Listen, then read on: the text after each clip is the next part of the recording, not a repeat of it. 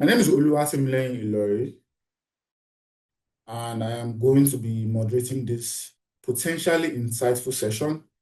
And we have a long lineup of speakers, experienced speakers, who are here to dissect the tax reforms that were launched in 2025 by the current President of the Federal Republic of Nigeria. The time is 12 p.m. This webinar is not going to be long. And very quickly, I am going to hand off to my senior associate and team lead of the corporate and commercial practice to give the opening remarks. Good afternoon, everyone. Thank you, Timmy. Good afternoon, ladies and gentlemen.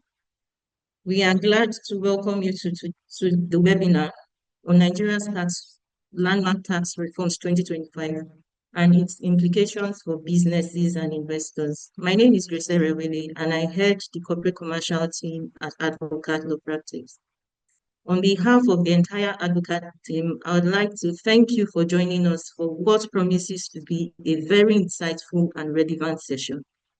As many of us know, Nigeria's tax landscape has undergone significant changes in recent years, from the enactment of successive finance acts to the introduction of key reforms under the new tax acts.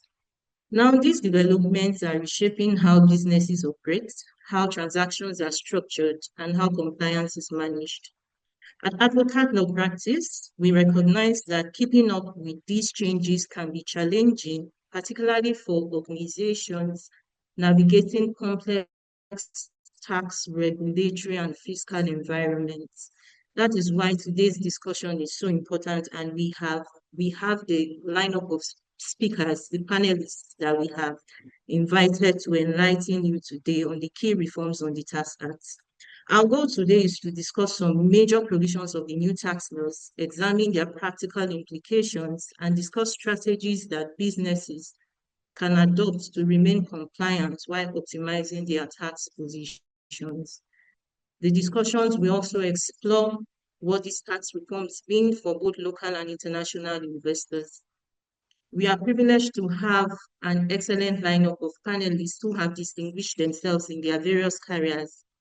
We encourage you to make this session as interactive as possible.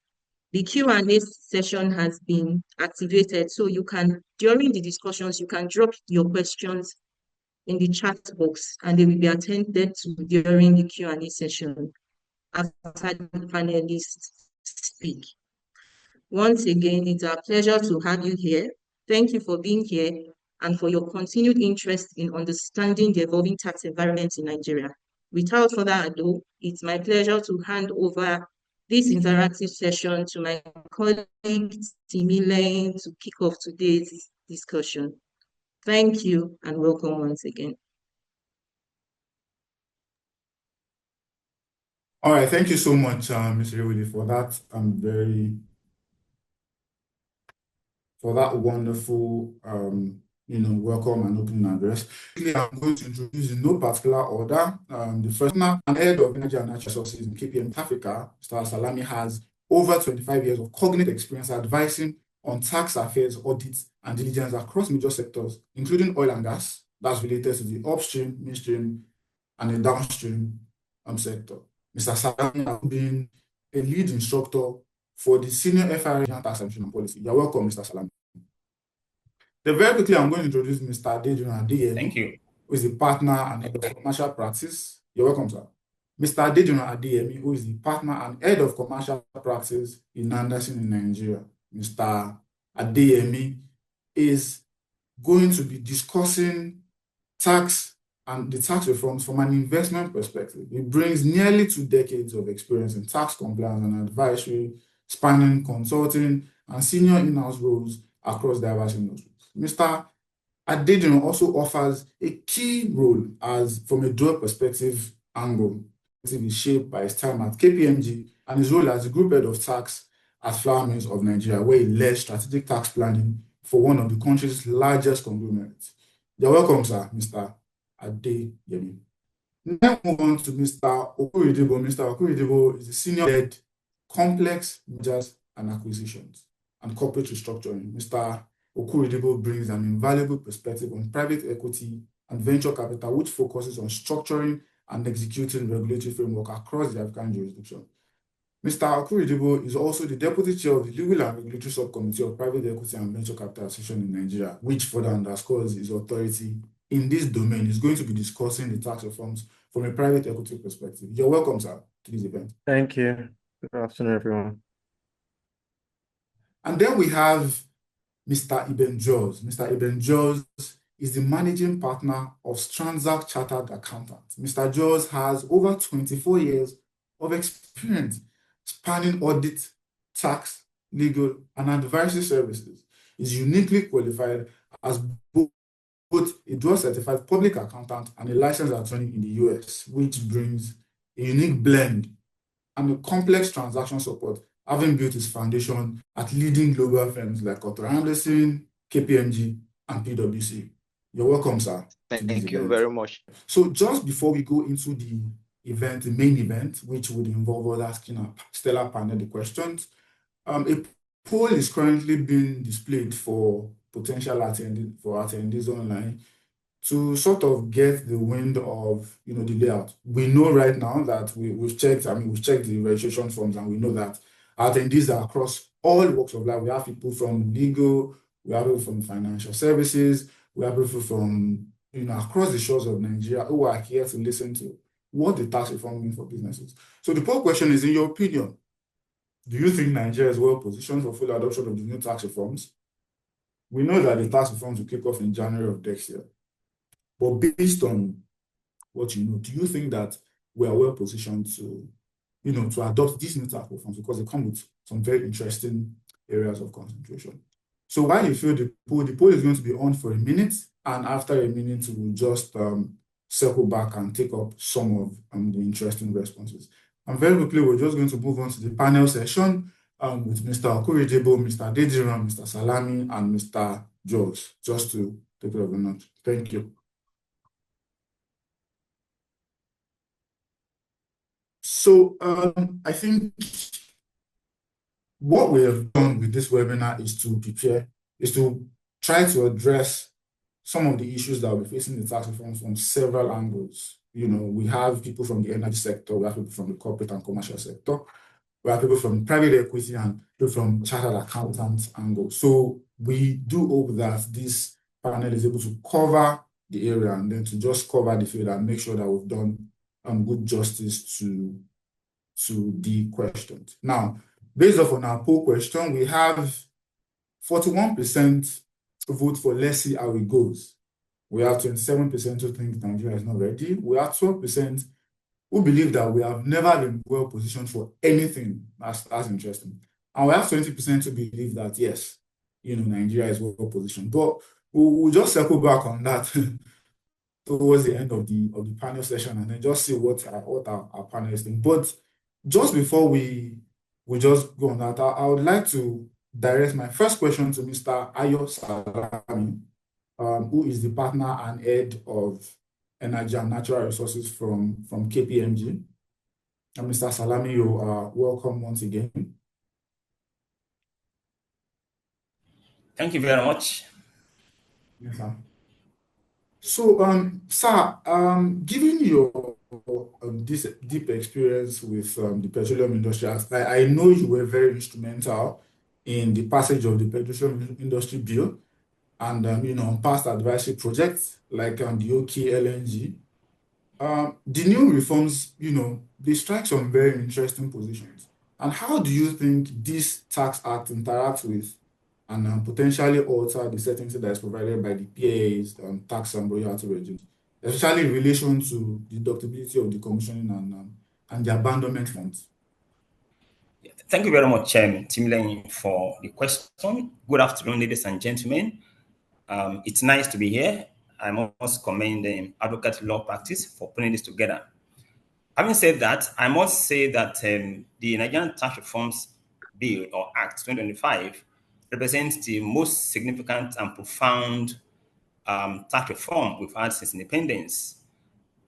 For people like us in the tax practice, it has involved a period of unlearning what you knew, relearning those things, and actually learning new things, as it were. So now back to the question.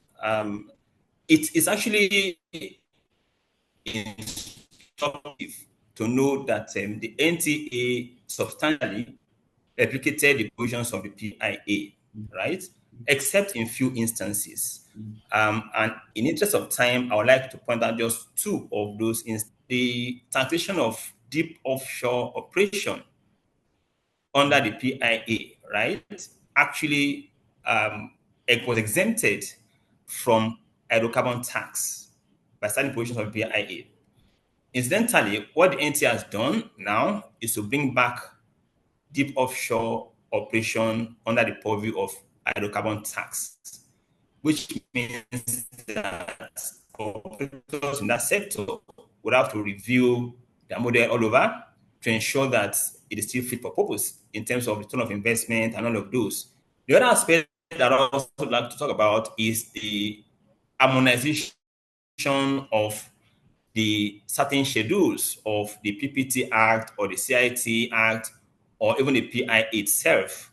What we're now seeing is that schedules around capital allowances have been harmonized with one significant change, and that change is the of claim of capital allowances on QEs. These guys have been cured. Under the current dispensation, the PIA or PPT Act, you see that those operators could claim their capital allowances over a period of 5 years, 2020, 2020, for the first 4 years, and the last year just 19%, retaining 1% in their books until the asset is sold. But that will change under the NTA. Under the NTA, you claim everything 100% over 5 years, 20 per year, and then only leave a notional 1% in unclaimed for statistical purposes in your book. So in a sense, that changed, and given the fact that in this industry that involve highly capital intensive projects, the 1% that now are able to claim is very, very significant, and that is good for business. So much about that. In flexibility and starting around which you asked, I would say that NTA has actually come and brought some simplicity, as it were, regarding the tax deductibility text. Under the PIA that we have currently, or under the PPT Act, that text is hinged on 4 main tax texts of expenses being wholly, reasonably, exclusively, and necessarily incurred for them to be tax deductible. 4 tests. But the PIA, what the NT has now done is to streamline that into just 2, which is those expenses must be wholly and exclusively incurred for them to have, for the operators to have tax deduction on those expenses. So in a sense, it has simplified that process. And I do know that there used to be a lot of controversies with the tax authorities around whether an expense is reasonable or not, depending on the term that you operate in. So in a sense, the NTA coming to remove the reasonableness test is good for operators in that business. So you only have to contend with whether the expense is wholly or exclusively incurred for the petroleum operation. Now, let me go to reality, as it were. Under the PIA, I'm sure you probably know, royalties are to be managed by the NUPRC, right? And it could be paid either in cash or in kind. What the NT has done is to again streamline it in view of the entire framework of that law. Under the PI, under the NTA, royalties will now be payable and administered by the NRS, Nigerian Revenue Services, no longer NUPRC. And again, you only pay royalties in cash, right, as opposed to in cash or kind under the PIA. So in a sense, it has brought very significant change to the management of royalties in that sector. So what it then means is that for operators in that sector, you have to file your royalty returns every month, the way you file your VAT returns, the VAT returns to the FIRS that will become NRS come January next year. So it's very, very profound change, which operators need to take account of. The last but not the least is what I would call the deductibility of abandonments and decommissioning costs. That I would say has not changed, as it were. What you do have under the PIA is a condition that is around getting approval of that fund or that process by the NUPRC, and at the end of the life of the asset, if there are excesses in that fund and returned to the lessee, that excess will be tax deductible. Will be taxable in hand to lessee. That has not changed under the NTA. Still the same condition, product approval of that fund or the process by the NUPRC, and at the end of the life of that asset, if there's any excess in that fund that is returned to the lessee, that excess becomes taxable because the deduction has been taken on that expense before. I would like to pause here in the interest of time. Thank you so much for that insightful answers. I mean, I picked up, a few things that I think, and this will just lead me to Mr. Adediran, in relation to all of the monthly returns that, operators will now have to file and all of the things that they will now have to do. I mean, when you consider some of these things and some of the new introductions in the PIA, the PIA has said, the stakeholders have said that the introduction of the PIA is to create a single unified legislation. From your vantage point at Anderson Tax, how do you think this simplification and unification will impact Nigeria's attractiveness for foreign direct investment? Do you think having a single act, outweighs the challenges of navigating a new system, especially for international companies? And how do you see that this new legislation is going to pan out for, FDI's interest in Nigeria, sir?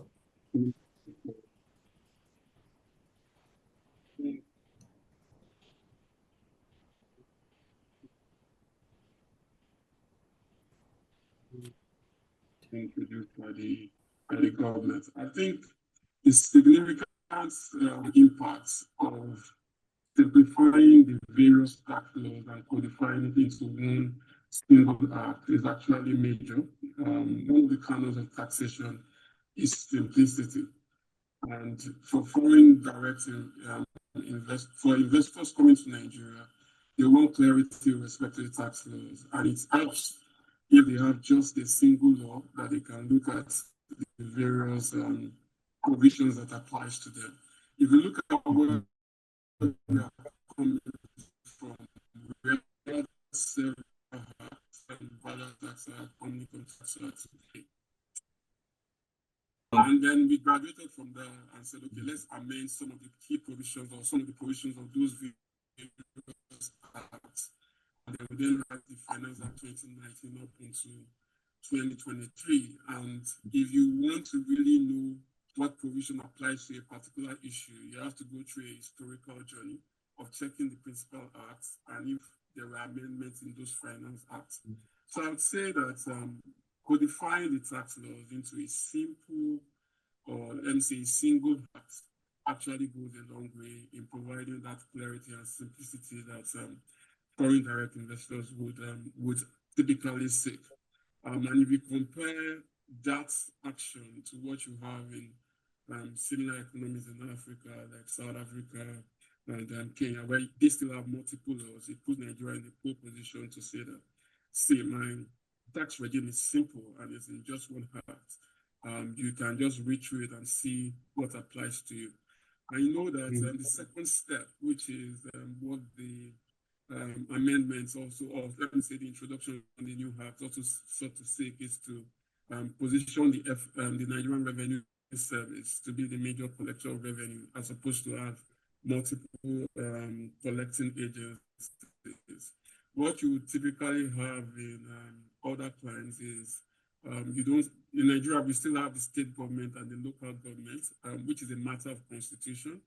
And I think the acts couldn't do that, but other have one revenue service collecting for all the tiers of government. So that also aids simplicity. And then if you look at the laws themselves, you also find out that they've tried to reduce the cost of compliance in some aspects, depending on the perspective that you look at it. Like when the increase in threshold for individuals that are liable to tax to 800,000 per annum, also increasing the threshold for small companies from 25 million to 50 million, and trying to just make compliance easier, which will definitely lead to expansion of the tax net and possibly increase in revenue to the government. So I would say From a simplicity point of view and clarity, laws, the new tax laws tick most of the boxes. Thank you. Mr. Dean, for that very straight to the point discussion. And I think based off on your comments around how you expect companies to adapt to this new reform, I'm just going to circle down to Mr. Jules, who is the managing partner at Stranza Chartered Accountants. And sir, Mr. Jules, I need your opinion, because I know that the reforms are, there is the NTA, which is Nigerian Tax Administration Act, there's the Joint Revenue Establishment Act, and the Data Act. But with the introduction Nigerian Tax Administration Act and emphasis on digital administration with e-invoicing for taxpayers, lab payers, which MNCs would fall under. What are the most immediate challenges that you think accountants, stakeholders, and their clients are facing in adapting to these new technologies? And what supports do you think are most critical to them at this age?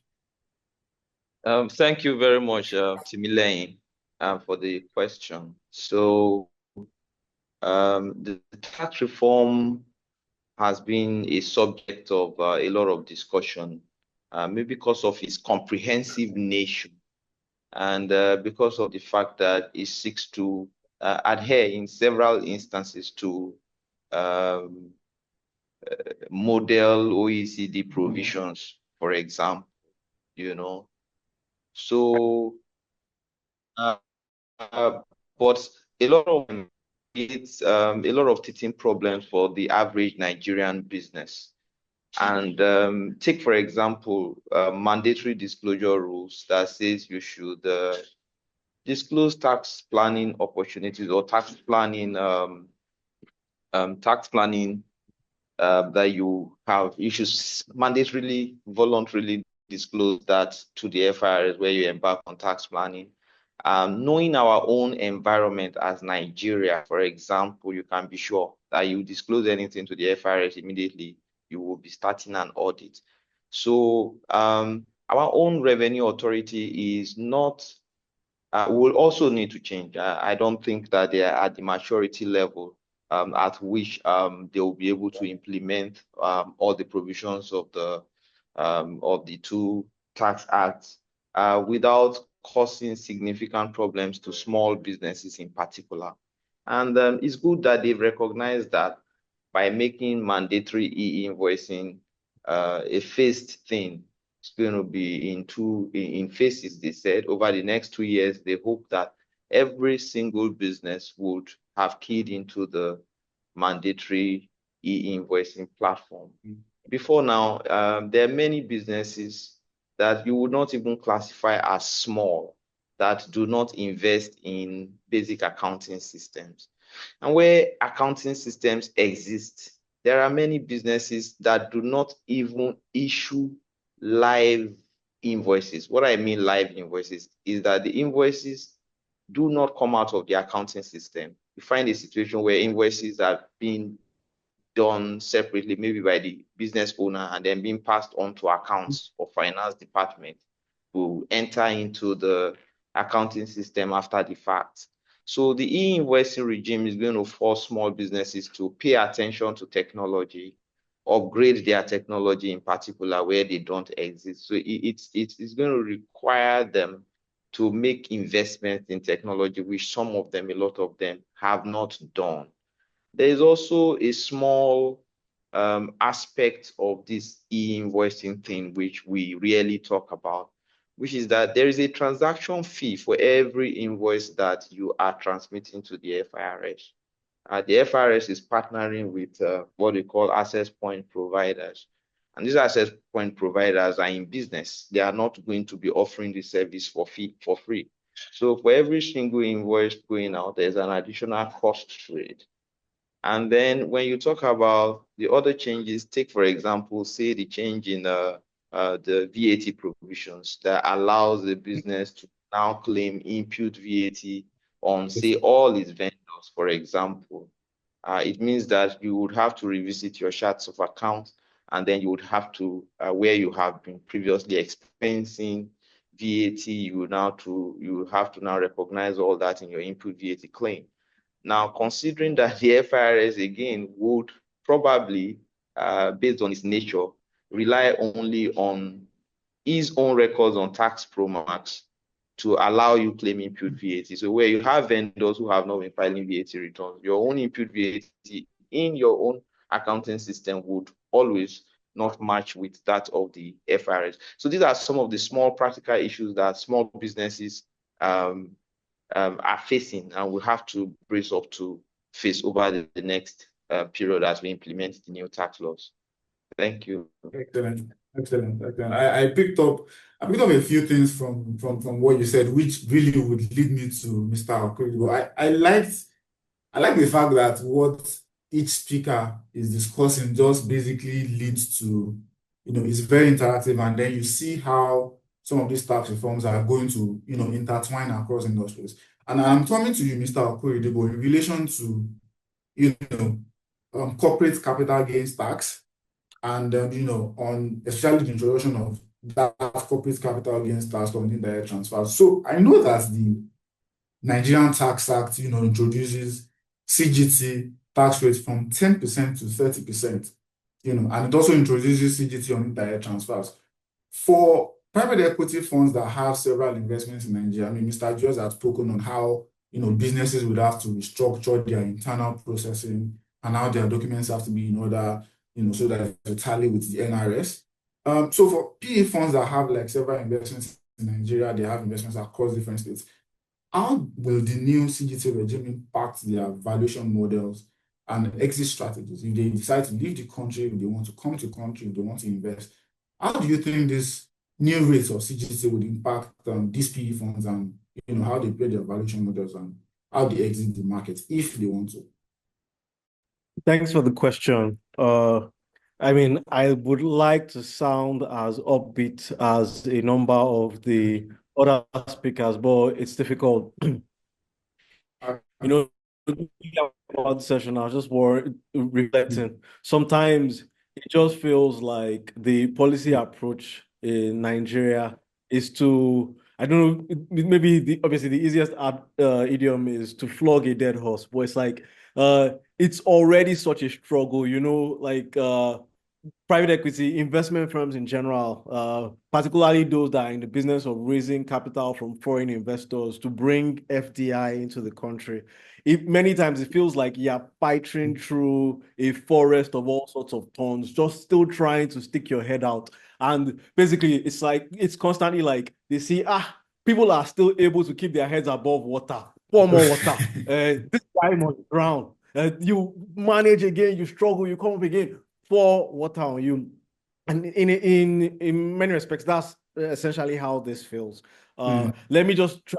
Let me break down a couple of things. First, it's not introducing capital gains tax because there's been, I mean, since I think 2022, when they reignited this, there's been capital gains tax on sale of shares. And that 2022 one was painful enough. What it's doing is it's basically taking the rate from 10% to 30%. Context, it means that if you are a private equity firm that made an investment in 2020, in 2020, there was no capital gains tax. So maybe for the audience, the typical private equity firm makes an investment thinking 5-year time horizon, 5 to 6 year time horizon. So it means let's go back in time, time machine 2020. In 2020, the investment team would have reviewed the prospects of the investment opportunity. They would have said, okay, if we buy this business, we invest in their equipment, they will maybe double their production, maybe triple it over 5 years. Everything, other things being equal, we put in, let me just use numbers, putting $5 million into this business in 2020, we will make maybe, other things being equal, we will make $1 $80 million in 2025. Let me even say 2026. We'll make $80 million in 2026. Now, at that time, when we are looking at the investment opportunity in 2020, there's no capital gains tax on sale of shares. So, I mean, as we model our returns, we think if we make $80 million on our $5 million investment, we get that full $80 million back. In 2022, well, every year we assess, the investment is looking okay. Let me actually start with the things that Nigeria does.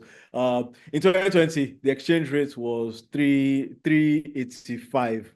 So we think, okay, obviously this is FDI. We'll bring it into Nigeria. We'll convert it into Naira. 385. But we think that the business is going to grow enough that we will go out. Of course, by 2022, we're talking about an exchange rate of 460. By 2025, we're talking about an exchange rate of 1,450. Let's even assume that that's constant into next year. That's exchange rate already. It has, it has depreciated significantly, which means if you were thinking of making 3 times your money in dollars, just exchange rate alone, you're not that your 3 times your money is already looking bleak. But I mean, you were investing in Nigeria, you knew what you were doing. In fact, in all likelihood, the investment team would have modeled some level of depreciation over time because Nigeria, the exchange rate tends to depreciate. What they wouldn't have modeled, because they had no way of knowing, was that by the end, when they are selling that investment, they may then be facing a capital gains tax of 30%. Essentially, what it means is, when they say no retrospective legislation, it means that business is already suffering from exchange rate issues, then has to now account not even for 10%, but government is going to take 10% of your investment. Tomorrow, when you are raising money from investors to make a new investment in Nigeria, how can they be encouraged? Like, the likely impact is going to be negative for foreign direct investment, because there are already many challenges with investing in Nigeria, but then you now have to essentially take this additional issue into account on top of everything else. But the increase in rate is only half of the problem. It's a big half of the problem, but it's only half of the problem. I mean, just on that point, in a previous session, I heard the chairman of the tax reform committee saying that, yes, capital gains tax is going up, but they cut the corporate income tax rate so that ultimately after-tax profits are higher and therefore valuation should go up and should more than compensate.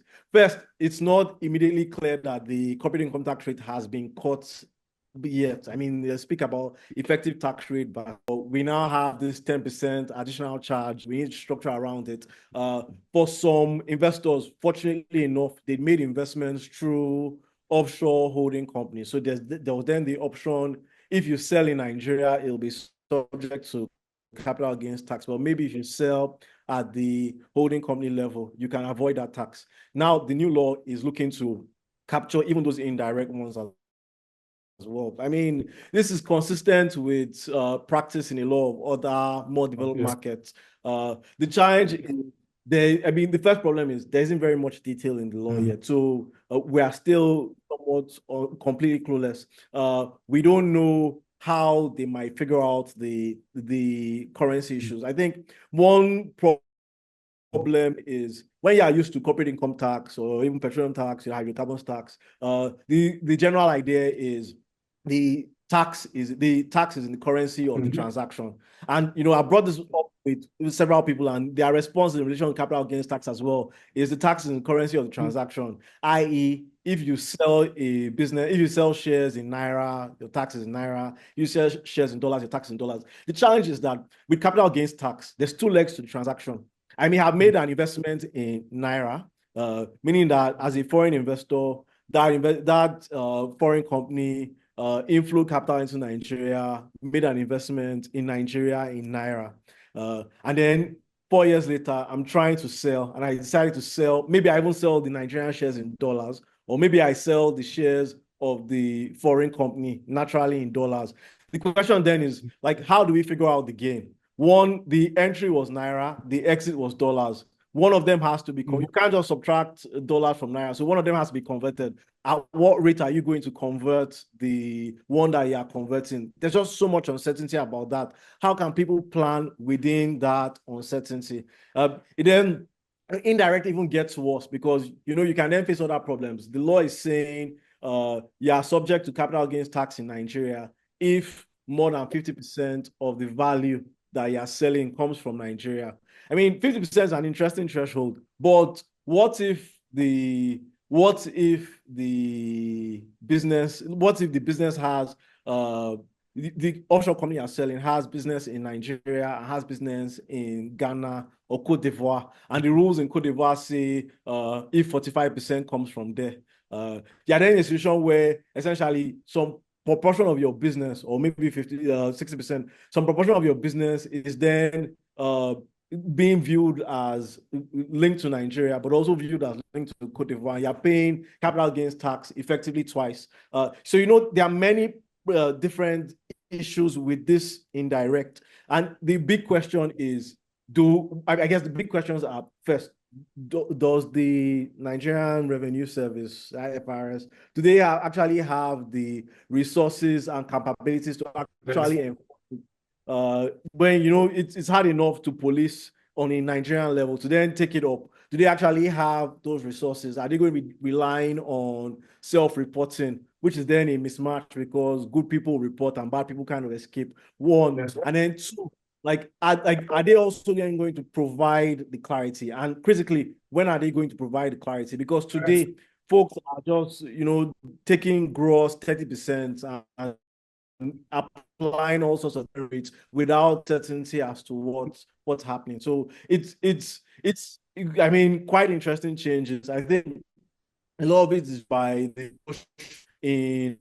other markets because folks were have been trying to avoid income tax by redesigning income as capital gain. It's a big question whether actually that disguising has been happening in Nigeria. That's not the sense I get from talking to folks. I know that's not what we've been doing within industry. So it feels very much like one of those situations where they see something that's a trend in some markets, and without taking into account the local context, we just import the same ideas here. So I mean, it's worrying times, but investors are resilient. I guess the people that are stuck here or that have to invest in the market will figure out some way to manage. What I really worry about is the impact on foreign direct investment. Wow, thank you. So, I mean, I think you are touched on something around, how investors are just going to try to navigate some of these things. And I think from an investor perspective, I recall when I was trying to just read through some of the tax reforms and I came across, this point on economic development incentives. How do you think, sir, this would play on the long run, especially for people who are trying to invest in Nigeria, where they know that, okay, this is not how it works. There's no PSI. It's not a 5% annual tax credit. How would they, influence investment decisions? Just before I come back to Mr. Adidun, I think I'm just going to go to Mr. Salami. So I mean, a lot has been said about. I mean, you did mention something about the hydrocarbon, tax and petroleum profit tax. And this, to me, I think this is the most profound change in the oil and gas sector, with the replacement of PPT with a dual system of hydrocarbon tax and companies income tax, for PILs. And this question is to Mr. Salami. So, sir, what do you think are some of the most critical strategic considerations for an international oil company on deciding whether to convert its legacy OML under the PIA, given its entirely new structure? I don't know if Mr. Salami can, I don't know if anyone can hear me. Yes, okay. I can hear you. Right.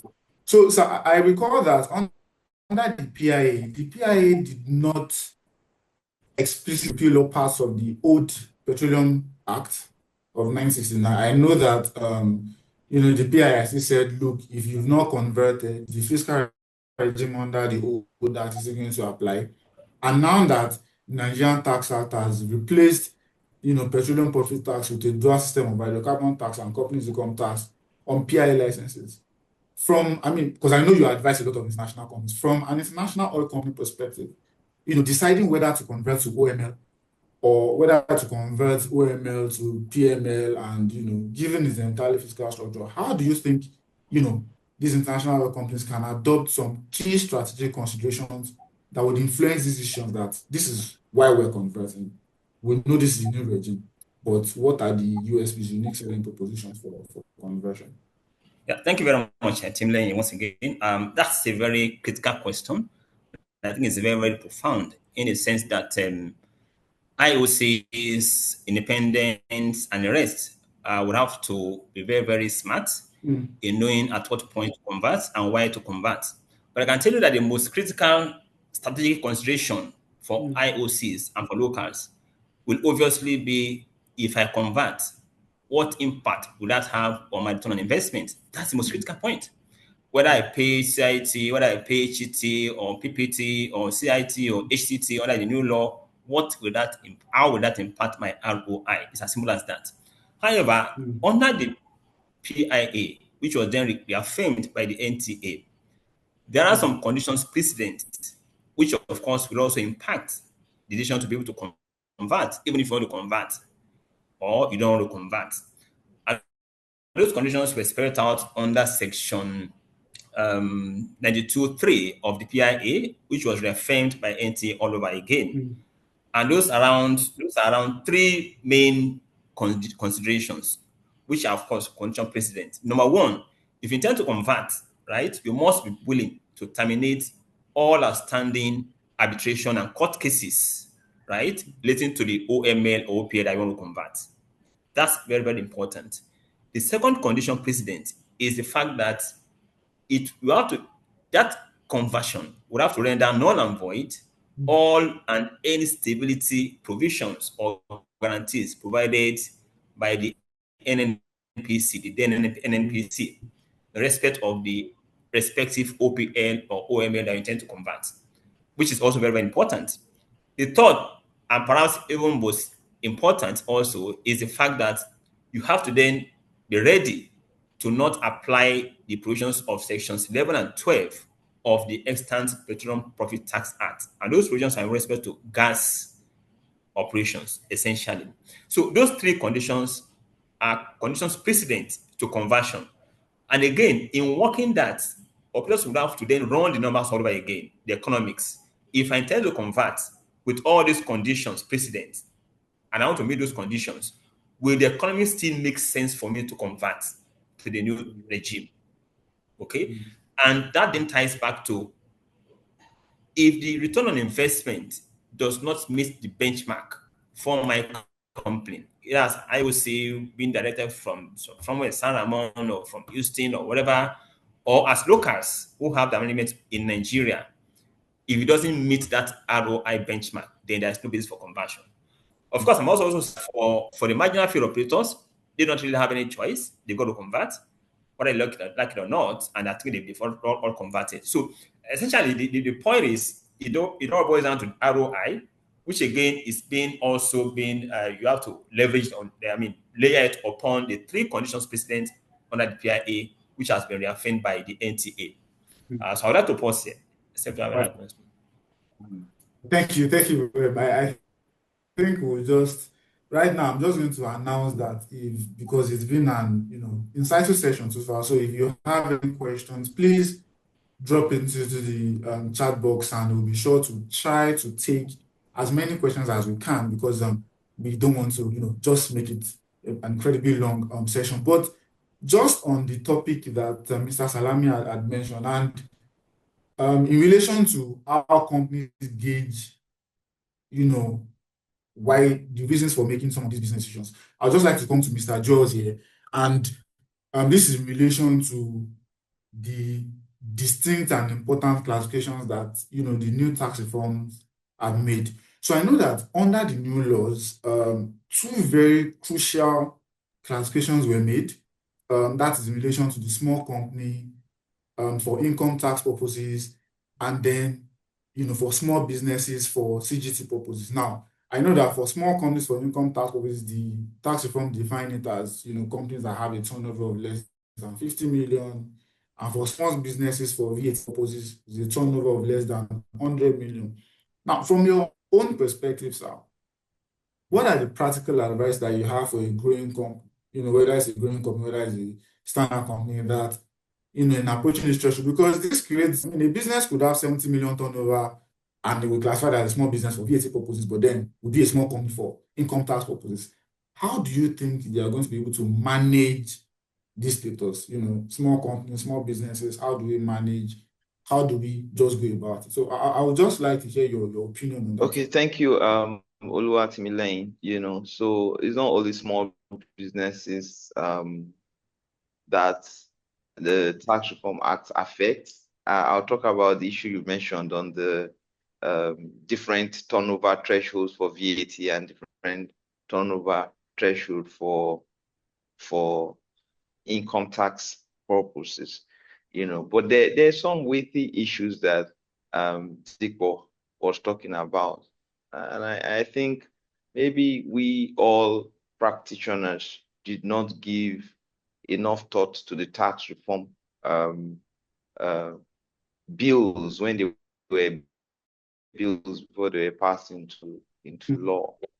Because like he said, or like he noted, a lot of the provisions we borrowed from either OECD models, but we failed to tailor them to our environment. Now, take for example, some other environment, say a US, for example. The definition of a small business in the US is a business that is doing $10 million and below. And everywhere in the world, they know that small businesses are the businesses that really power the economy. In most countries, small businesses employ more than 60 to 80% of the people in most countries. So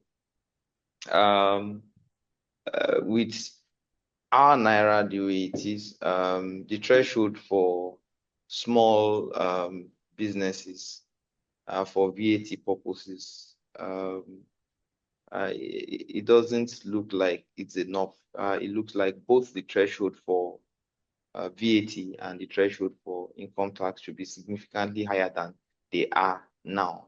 There are other bigger incentives you can give small businesses under the law to make a small business become the engine room for growing the economy of a country. One of them is borrow a model from, say, the US small business initiatives, where, as you know, everywhere in the world, the government is typically the biggest spender. They have the treasury. Yes. In US laws, they make it mandatory for every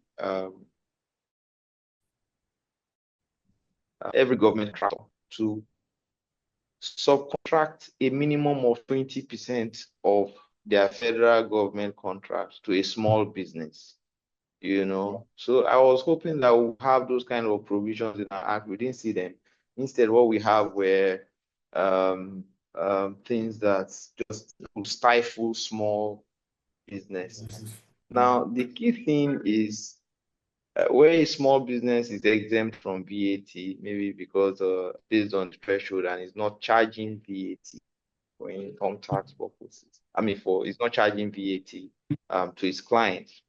And then it suddenly it needs to monitor that, because the day you get over the threshold, you are suddenly deemed to have fallen short of the law. So you need to be monitoring if you are between that gap of 50 million and 100 million or something. That is the threshold.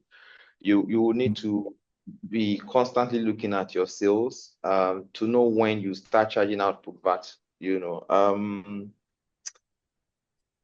And then, of course, that while you're a small business, you cannot recover it, because when you pay VAT to a small business, doesn't mean you don't pay VAT to other people. But when you pay VAT to other people, you cannot claim it back via the output model because you don't have output VAT as a small business and you're not allowed to charge back. And what that does is you are limited to a tax claim of only the tax rates on that. You don't get 100% clawback of your input as a small business. So basically that,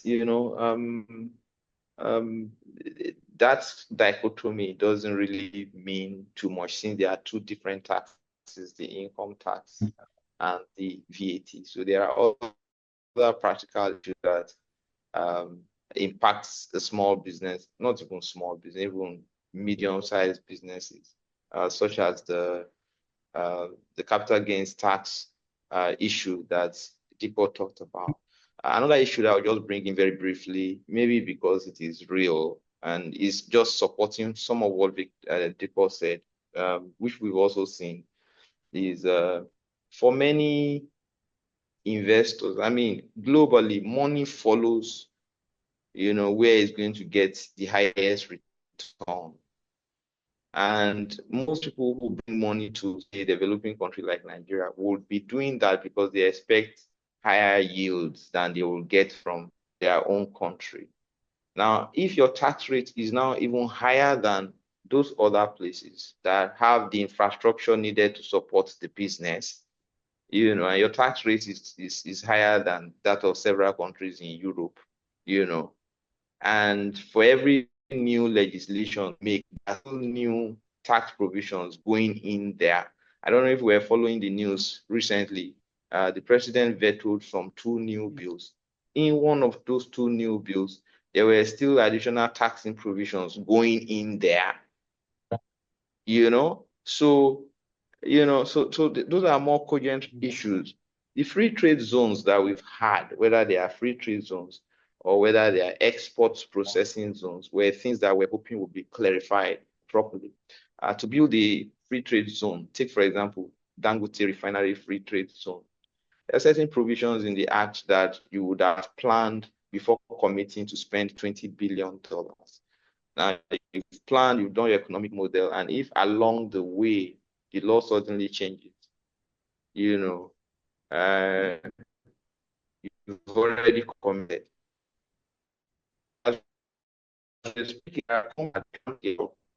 Thinking that our free trade zone operates the equivalent of, our export processing zone or free trade zone operate like tip free zones that you have in other Asian countries,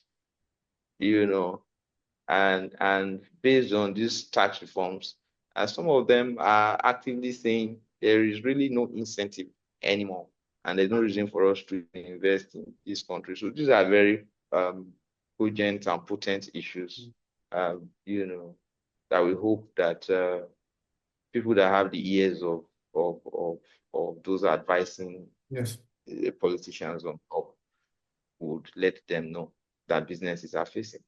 Oh, and thank you so much. There are so many things that I was just trying to just pick up a few things from what you said, and I think the clarification, on the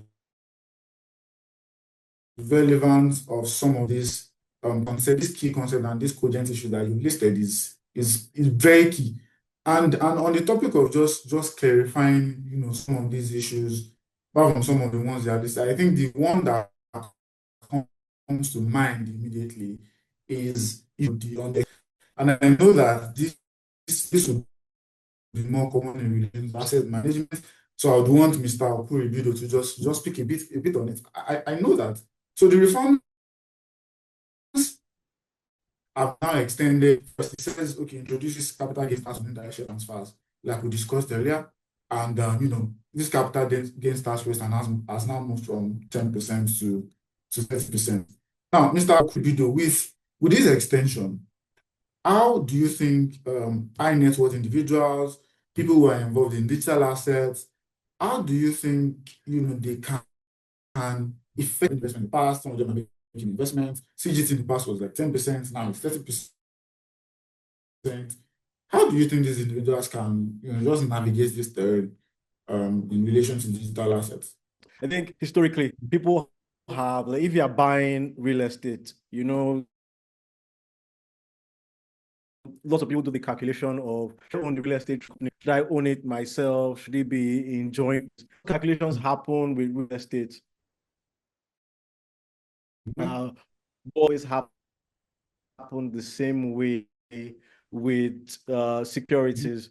I think the tendency has been, if it's a public company that I don't want my details out, I might use a vehicle. Otherwise, I'm fine to just have name there. But with all, I mean, as the tax situation for secure share for digital currency, for digital, start thinking the same ways that you do with real estate about exactly how you're holding the assets. What's the most, just like you think with real estate, should I, sorry, just like you think with real estate, should I immediately hold it through a trust so that it's easy to pass it on? Like, what am I doing?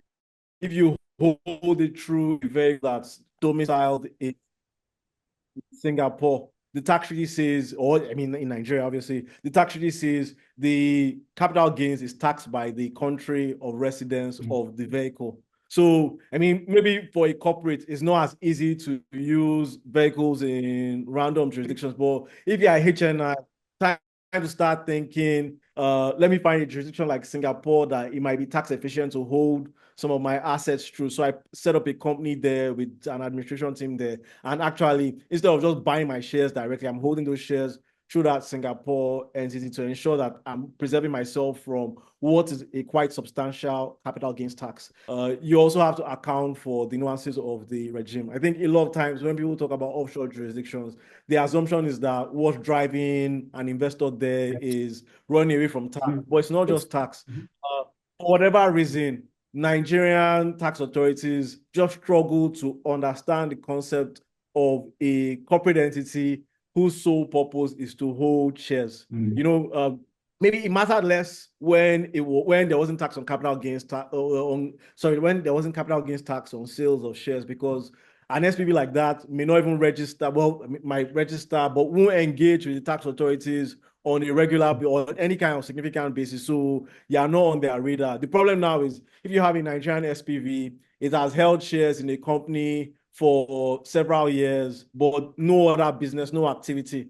So no meaningful tax filings of any sort. It doesn't have regular transactions, so it's not remitting VAT or anything. And then all of a sudden, it realizes a substantial gain, and the tax authority receives a substantial check. You know, if you have 1 billion naira worth of shares and you make 2 billion naira on it, we're talking about 10% of 2 billion naira. So we're talking about a substantial amount of money. Essentially, you have a taxpayer who hasn't made any little or no tax payment over the life since incorporation. And all of a sudden, you receive a check for 500, 600 million. Like in a different environment, maybe the tax authority will be, oh, I mean, this is without any prompting, this is a nice add-on. But the mindset of the tax authorities here is, this big check from this guy, that means there was stuff going on there and we did not see their filings. Immediately, they are not just asking for details of the capital gains tax. All of a sudden, they are doing a company's income tax audit. So sometimes you just think, you know what,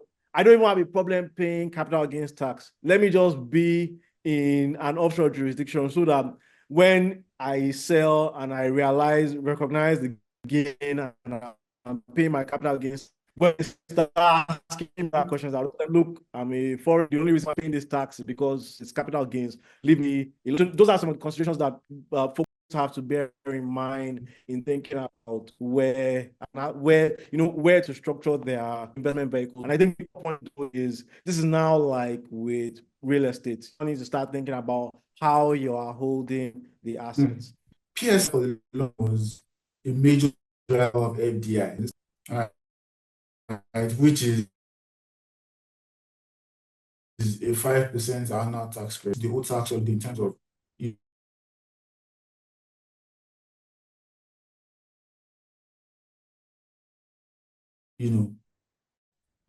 just walk around this and sort of adopt this measure in terms of make an administrative case for say large scale long-term investment in private sectors. If there's no PSI, there's EDI. What is the unique value proposition for the EDI in relation to long-term investment? Yeah, thanks, Oluwatime. I want to believe that I'm clear now. You can hear Oh, me. loud. Yeah, I can hear you, sir. Fantastic. Sorry for that gap. So there's been a shift, with respect to the pioneer status incentive in the old regime. And I think that stems from the fact that over the years, governments, according to them, couldn't find the connection between the revenue loss, the tax revenue loss, and the impact on the economy on those sectors that are giving those incentives to. There was a time, even though in recent years that had been cleaned up, there was a time that there was the pioneer style incentive were given to companies that you would say really didn't merit it. For instance, an existing company just purchasing a new plant on the same product, making a case for pioneer status incentive and was granted. There was also that debate when Okonjo-Iweala was Minister for Finance, when pioneer status was given to oil and gas companies. So there's a whole history of the pioneer status incentive, and the debate has always been whether government has actually gotten the benefit of giving that incentive in terms of economic growth and growth on those priority sectors. I would say the current EDI regime removes a lot of incentives that were accustomed with the PSI regime. The PSI regime offered a total exemption from taxes on the profits that was earned for the 3-year, then extension of 2-year period, total of 5-year period. It also exempts withholding tax from being deducted on transactions of those companies. When they distribute dividends, you were not also supposed to be told tax as well. They were not liable to tertiary education tax, the equivalent of development the new embedded in the PSI regime, which again the government is saying, okay, what am I getting in return? The review and introduction of the EDI regime, which will be effective 1st of January 2026, seeks to say that, okay, we are going to tie the incentive that you earn to the amount of investment that you make. So we are going to say, okay, you get an annual 5% of the total investment that you made in that priority sector based on government's list. I think is in Schedule 10 of the Act, and then offers nothing else. So those companies will still pay tax like other companies. They will just have that incentive as a credit against the tax payable. They will still have to withhold tax on dividends on their transactions. People will still, the customers will still have to withhold tax when they are paying to them. So I would say the government is saying that, okay, they are moving from the old regime to this regime to say that, okay, a more performance-based regime. This regime also says, okay, you'll be entitled to that credit for a 5-year period. And if you want to renew for another 5-year period, you must demonstrate that the whole incentive that you've earned has been reinvested in that same business for you to qualify for another 5-year period. So if I were an investor, I would have to do a cost-benefit analysis to see whether it's worth it in terms of the cost that I'm going to incur in applying for it. I think there's an 0.1% of the value of the investment being made because it's totally different from what is obtainable. And I think it also kind of leans to what Dipo mentioned. There's a general departure from, if you look at the old tax law itself, there's a general departure from the incentive-heavy legislation to one who says government must collect its due share. And I think they are trying to balance things out because if you look at the VAT regime that has been introduced, it's actually if implemented, what I see is that the VAT revenue from the government is going to reduce because you are allowing input VAT on a whole lot of things, which is consistent with what is obtainable in other climes. But the whole idea was to increase the VAT rates to balance things out. The general principle of taxation that most countries adopt is to reduce corporate tax and increase indirect tax. But for this tax law, they've not been successfully been able to reduce the corporate tax. It still remains at 30%. And for the indirect tax, the major indirect tax, which is VAT, they've not been able to increase it as well from 7.5 to 10%. So there's going to be some revenue gap that we can only wait to see how it plays out.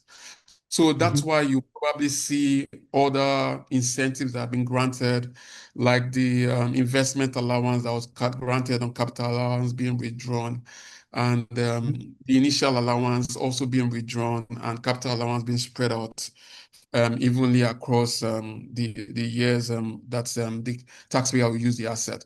So there's that general shift from that incentive leading law to one in which government is saying, how can I get more? But there has to be a balance between seeking more revenues and also stimulating economic growth. The VAT one is positive for companies, because many companies will probably be in a refund position, especially when you incur huge capital expenditure and you can actually claim input VAT on that. But I'll just say that companies need to look at all these provisions holistically and make an informed decision on how to direct their investments. Wow, excellent. Thank you so much. Thank you so much, Mr. Adedina. And it's glad to have you back with us after that short break. And just on the topic of looking at things holistically, something just, one of the provisions which I am going to direct to Mr. Salami just came. So on the topic of EBITDA, that's earnings before interest, taxes, and depreciation and amortization, I know that the reforms, I think it's the Nigerian Tax Act, it codifies the arm's length principle, for all related party transactions. I think more specifically, there was the reforms introduced stringent limitations on the deductibility of interest on related party debt. And it just basically capped the EBITDA at 30%. Now, Mr. Salami, capping the EBITDA at 30%, how do you think this change would help multinationals to structure the financing of their Nigerian subsidiaries? I mean, as a firm, even as an individual, we've advised on several transactions that that relate to some of these things, especially on the tax component. So how do you think changing this rule from a multinational perspective would help them structure financing of their Nigerian subsidiaries? And if there are any alternative funding solutions that you foresee will become more prevalent? Okay, thank you very much, Timilene. What a question. Because, the overall prism of the NTA was to move towards global best practices. And Yes. if you know, and we all know that globally and in most jurisdictions across the globe, we're seeing tax authorities and governments setting thin capitalization rules, which of course, in all intent and purpose, is around how do companies get capitalized? Is it equity? Is it debt? And all of those conversations. And it's clear from basic financial operations and modeling that debt is always cheaper than equity, right? So if you look at Yes. from that prism, I would say that the first thing to note is that it's one of those areas where NC seeks to align with global best practices. And this provision, in a sense, would not be strange to multinational corporations. They probably have experienced that in other jurisdictions that they work, and therefore Nigerian introducing it will not be strange to them. Having said that, if you look at it really, the law has not said they cannot take tax deduction of their interest cost on the third party loans. What the law has said is that we have to have a cap on that, which we benchmark against 10% of your EBITDA every year.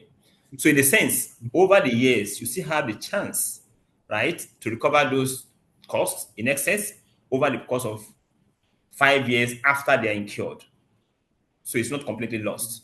The other thing is that for multinationals that are heavily financed through debt, the chances and likelihood of recovering those interest costs tax-wise is very, very remote, in the sense that over the years, they may have to carry forward unrealized, unrelieved interest costs over a number of years, which may then lapse after 5 years.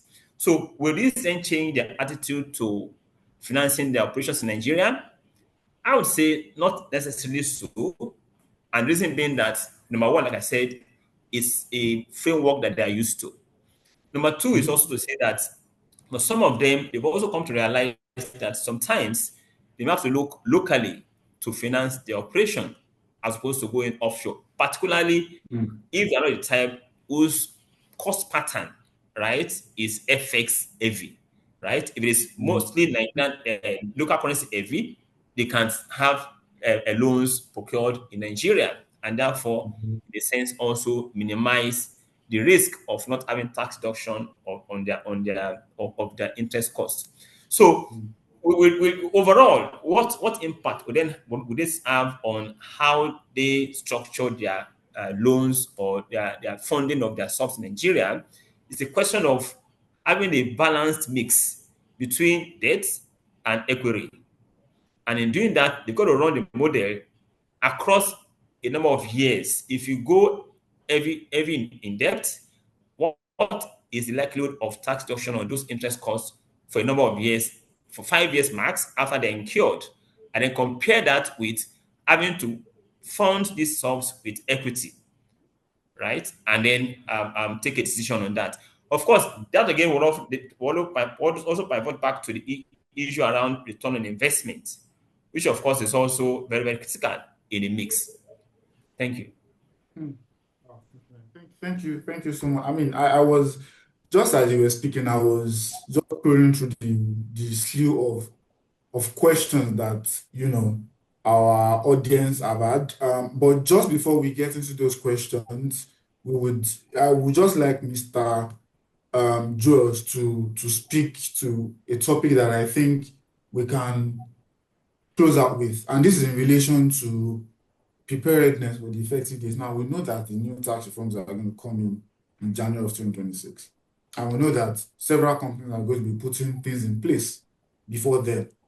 Now, in relation to putting things in place, and we can imagine that, I'm going to try to just squeeze two in here, because we can imagine that, okay, we are putting things in place, then the issues around the office of the tax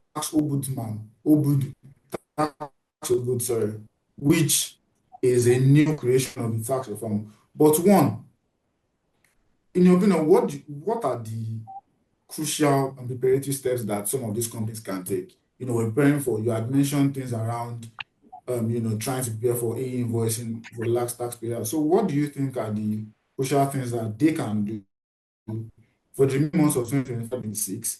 And how do you think the Office of the Tax Opposed in relation to trying to resolve tax disputes can help if and when there are issues around, just some discrepancies in tax? Yeah, thank you very much, Timileyin. So the onboard is a new creation in our Tax Reform Act, right? And is one of the few positives that you would find there. A tax expert, if you like, for free. So previously, the cost of compliance, is quite high for the average business. And in fact, our cost of tax compliance is among the highest in the world.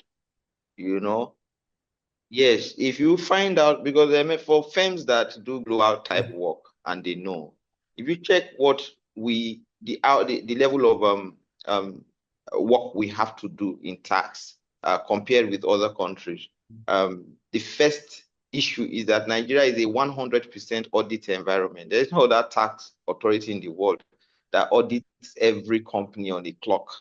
In other developed or even semi-developed country, when a company is being audited by the revenue, is a major issue. It's something they even want to manage for the sake of their reputation, because you will think that the revenue found an indication of fraud. So even educating companies that listen, Nigeria is a 100% audit environment. It is not a question of there's an indication of fraud or anything. For those coming in for the first time, you have to educate them. So what am I saying? The onboard now becomes it's a body created under this new act as supposed to perform some kind of taxpayer advocacy. So for small businesses that cannot afford serious cannot afford to pay a third party to represent them on certain issues, they could approach the tax on board to say the revenue I've said this is what I say. I don't have a consultant. And the tax on board can step in to make sure that administrative issues or administrative differences, certain issues are dealt with internally. But don't forget that when it comes to issues of legal interpretation of what the law is, or if the revenue has an opinion and then you think you have a different opinion, the Tax Reform Act did not oust the jurisdiction of the tax tribunals from making definitive rulings on, areas of an interpretation of the tax law. But what this has done is create a body that, especially small businessmen can rely on without the complications of dealing with a big firm or paying big fees to handle a lot of administrative issues or areas of differences. So I think that is relatively a good one. I don't know what else I could add. Also, over the years, there's been improvement in judicial pronouncement on tax issues. So you find a situation where even if the tax law says something, sometimes you go to court and you are able to get the judgment, a judgment in your favor. Take for example the requirement that while disputing it, I think a court has set that aside. So the onboard is also another step towards enforcing taxpayer rights. And of course, any society that respects taxpayers' rights, of course, it leads to governance. The easiest way to collect taxes anywhere in the world is voluntary compliance. And people pay tax out of their sense of duty and patriotism and commitment. So in a country where you feel you're not getting anything from the government, you feel, so that voluntary compliance, hopefully with this onboard in there, people that are complying voluntarily would not find a situation where the more you comply, the more the revenue wants more money from you. We had a very funny, we're talking of tax reform, and we've told some of our FIRS people that the revenue itself need to change seriously in its approach, in its mentality, in its style, in line with the act. And one of the reasons is unofficially the policy is the persons who pay more are required to pay more or less. You pay more, you become the focus of. We've had clients that say, you know what, when I didn't used to have a tax consultant, when I settled and dealt with the revenue directly, I didn't have issues. But the moment you guys came in and you're helping me to comply, I'm having issues left, right, and center, So we're hoping this onboard provision will enhance transparency in dealing with the revenue. Thank you, Timileyin. Thank you so much. I mean, while you were speaking now, I was just trying to confirm a few questions from the audience that we can take. Because of time, I'm well aware that we spent about an hour and 30 minutes. But a particular question that struck me is a question in relation to shipping. Yes, so one of our attendees had shared this question while we were trying to register. I think the question is basically in relation to shipping, and then I mentioned that there have been discussions around new reforms in relation to shipping operators, especially around the clarification of annual and monthly returns filing. I think this is for freight stars operators, and this question is to you, Mr. Adediran. Just because I know very well that in your role you must have advised on, several transactions of this nature. And, there was also in news around retrospective enforcement of outstanding tax payment. I think at some point in the past, the government had said, oh, freight operators should pay this tax. They should, they need to do these filings. And then, according to the regulator anyway, they had said there were some outstandings and some filings especially by non-resident shipping operators. And, there was just news around, there was buzz around the fact that is the government planning to enforce this in the new tax laws? um, if this is going to happen, how can we navigate this compliance regime? What are the practical ways? And basically, I think the point is the person is trying to know what is happening, right, in relation to us shipping operators and especially non-resident shipping operators. What is our own in relation to the tax reform? How are we going to be able to navigate over the next few years? Are they going to apply any retrospective, enforcement of any of the outstanding tax payments? And if they are going to apply it, how can we best be positioned for next year when the tax reforms eventually come into operation? Yeah, thanks, Timile. I need to ask again. Can you hear me? Yes, I can hear you. I can hear you very clearly, sir. Okay, fantastic. I think the question is actually germane because that's one area in the act that kind of deviates from the spirit of other provisions, right? Like you had mentioned, right? There's a general intent to align the tax laws with global best practice. Yes. This Section 18 seems to impound so many obligations to non-resident shipping companies.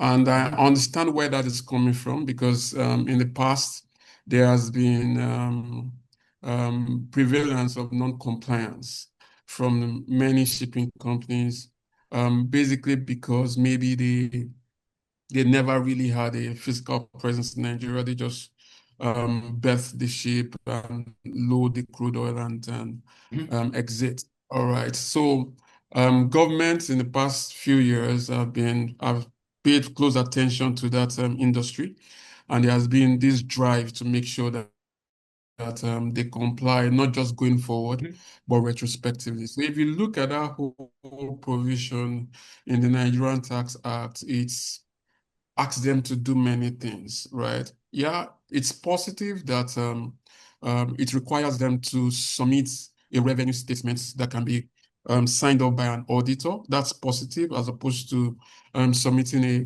financial statement for Nigerian operations.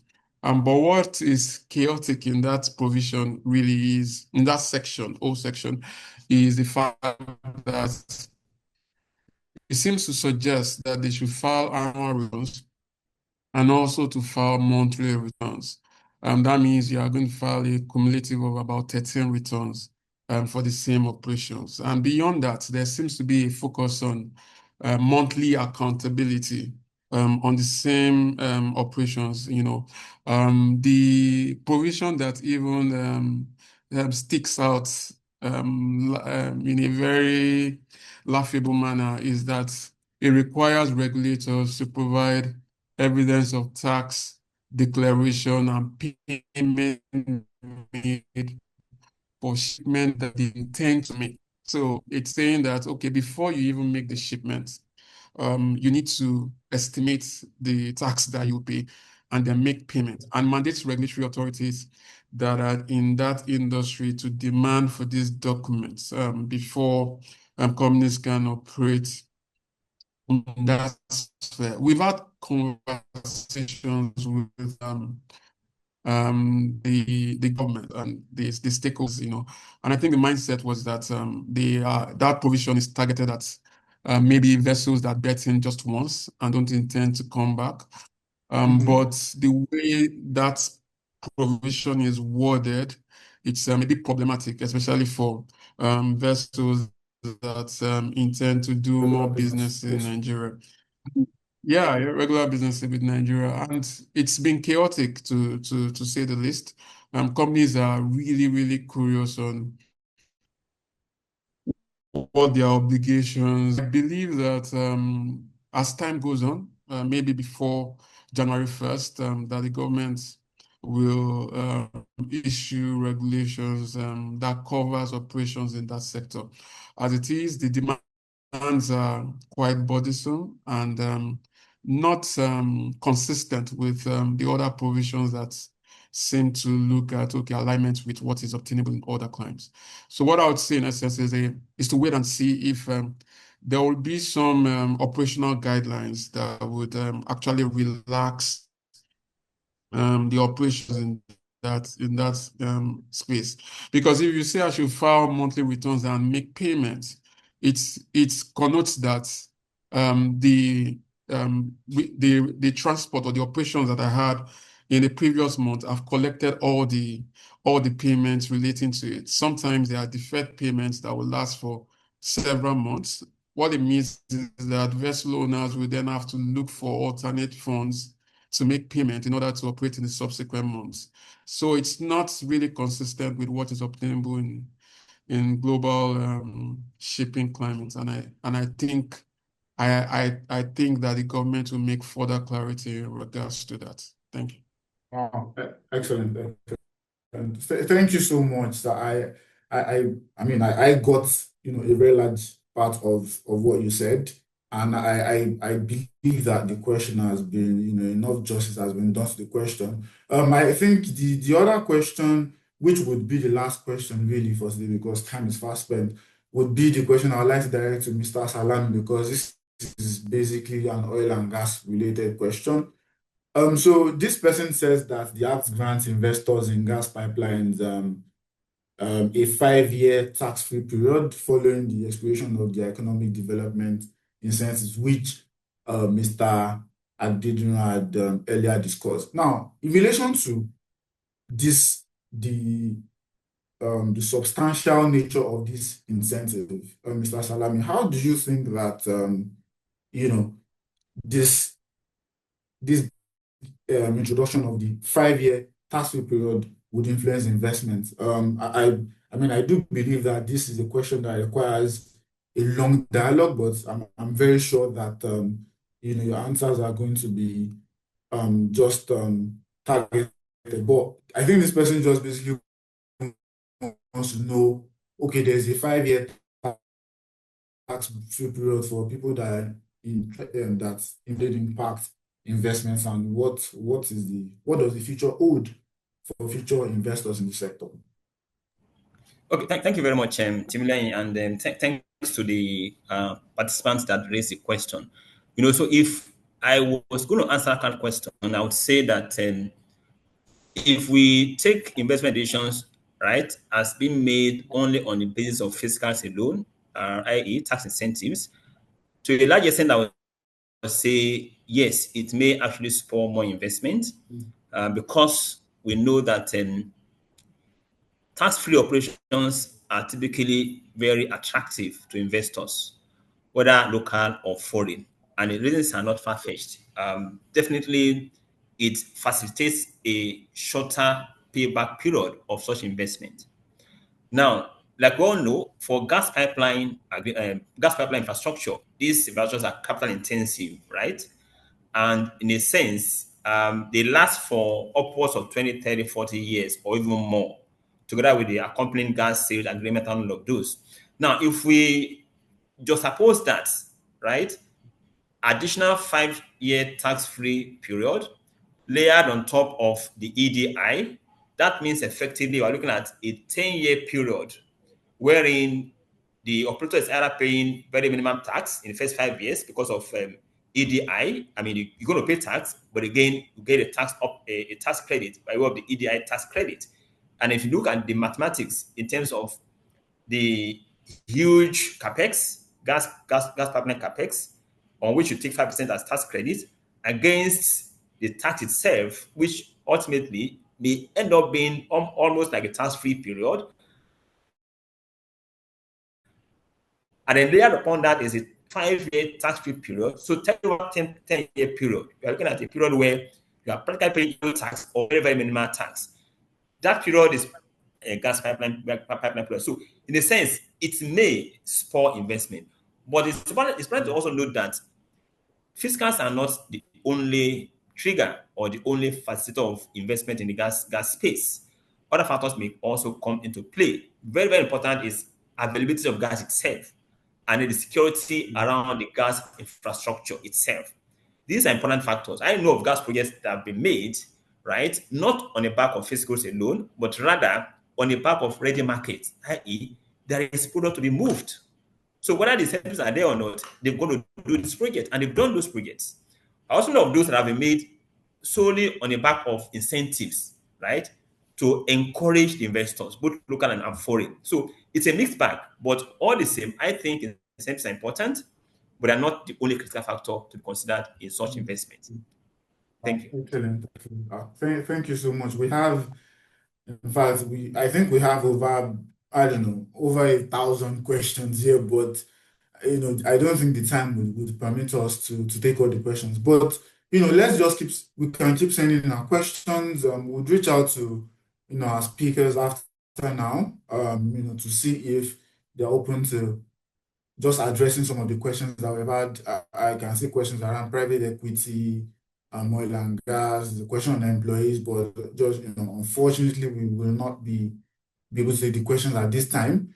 But I think on that note, I would just like to just call it quits and thank our speakers. I know Mr. Salami has spoken extensively on the oil and gas aspect and what the new tax reform means for some of the MNCs and IOCs. Mr. Adediran had quickly addressed the questions on shipping operators and those who will be doing business in Nigeria. Mr. Eben Jos has given us a full lowdown masterclass on how companies can prepare for 2026 and when the tax reforms come into operation. And Mr. Okuribido has just basically just written and just discussed how private equity funds can be well positioned for the tax reform. So I want to thank the speakers again. And on this note, I think I would like to hand off back to Ms. Grace Serewele, who took a wonderful opening address to just give us some closing remarks. Please do continue to drop your questions. We would take all of the questions after the event. The recording would also be made available for people who want to listen over again to get some of the insight they may have missed during the session. And I will just hand off to Ms. Serewele to take the closing remarks for our speakers. What an enlightening session it has been.